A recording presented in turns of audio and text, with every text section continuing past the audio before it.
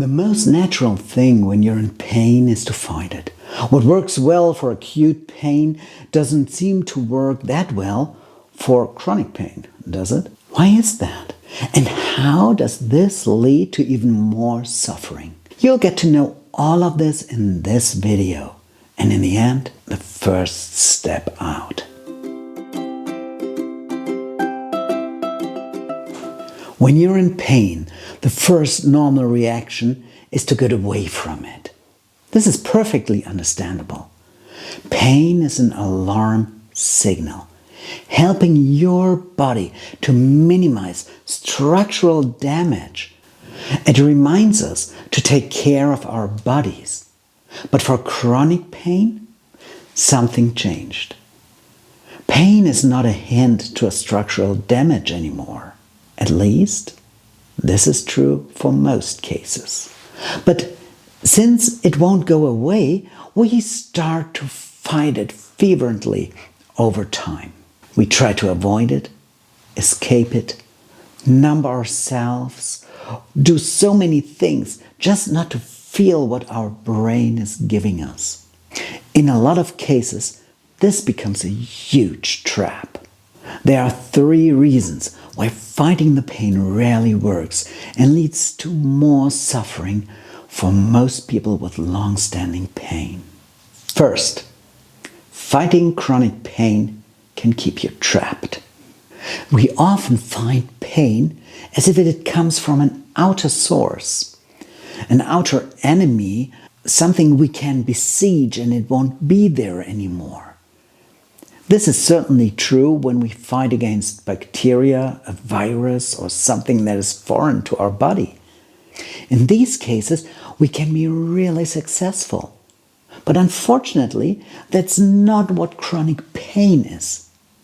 Chronic pain is a reaction in our brains to certain stimuli. It's your brain deciding if you feel pain or not. I already made a video on this. You can see it up here. But since pain is such an aversive sensation, we try everything to get away from it.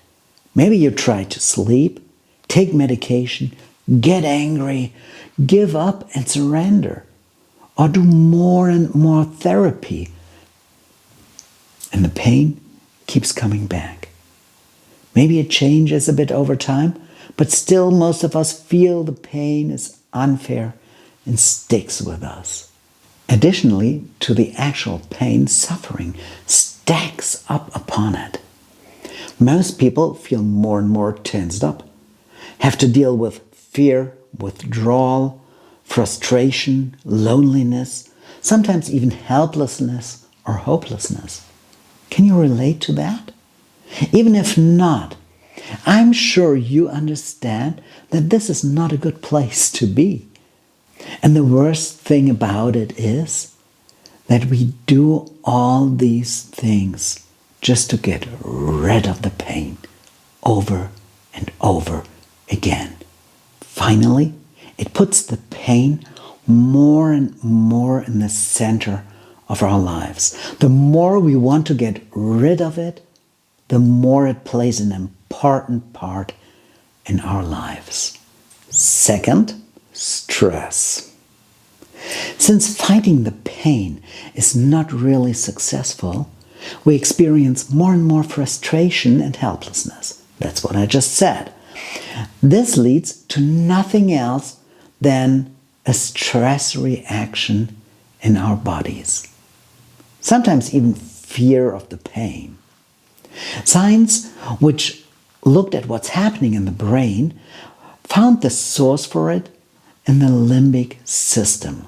Not only does pain fuel stress and fear, but also the other way around. Fear and stress fuel the pain. Maybe even you yourself got the experience that when you're in stress, your pain levels rise. If you'd like more information like that, just get on our newsletter. You'll find the link down below in the description of the video. I know this opens a lot of doors for discussion, But in the end, you should ask yourself what you're actually fighting when you're fighting a sensation like pain in your body.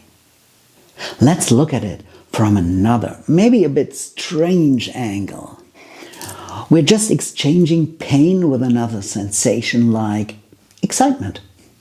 Like the excitement when you're really, really in love.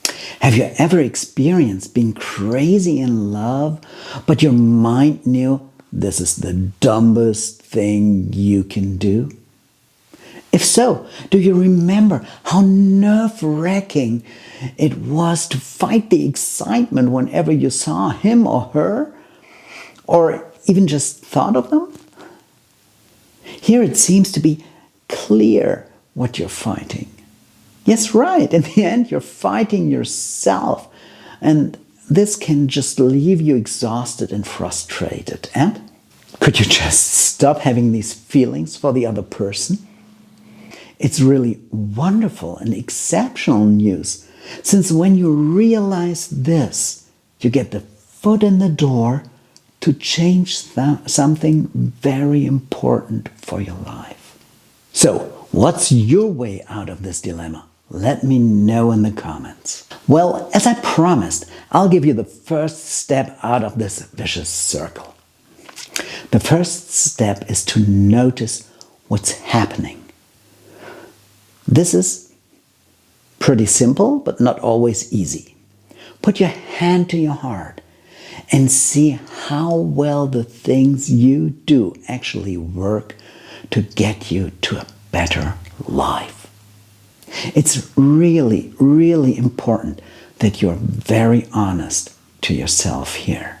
For your safety, if it's about medication, please talk to your doctor. Don't just discontinue taking something. I often wonder how many people take pills and don't really know if they help, or maybe they have really unpleasant or not tolerable side effects. If so, it's really time to check in with your doctor. The second step is pushing the inner pause button and calming your brain. You can learn this. Let's go for the easiest way. The easiest way is, as soon as you notice what's going on, hold still. Stop whatever you're doing and breathe comfortably. And breathe deeply down in the belly. It might take a minute or two to get there, so be patient with yourself. Our program, Pain.PAUSE.LIVE, starts out with learning different ways how to push your inner pause button. It's just a small thing, but extremely important and effective. If you want more information, just get onto our newsletter. You can find the link below in the description of this video. As a present, you will get an exercise for pushing the pause button for free.